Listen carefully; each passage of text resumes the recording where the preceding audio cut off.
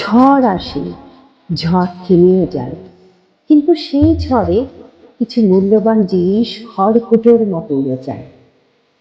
কখনো বৃষ্টি আসে জায়গাটিকে মলিন করে দেয়, গোপনে লুকিয়ে থাকা ফটোগুলো পুনরায় আবার সজীবতা পায়। তারপর সূর্য এসে নতুন প্রভাতের সূচনা ঘটায়, অবসাদ যন্ত্রণা খুলে এক তৃপ্তির আলোকে হৃদয় পূর্ণ হয়ে ওঠে। ঠোঁটের কোণে ফুটে ওঠে প্রসন্নতার মৃদু হাসি। এভাবেই নতুন এসে চিরদিনের অভাব পূরণ করে দেয়।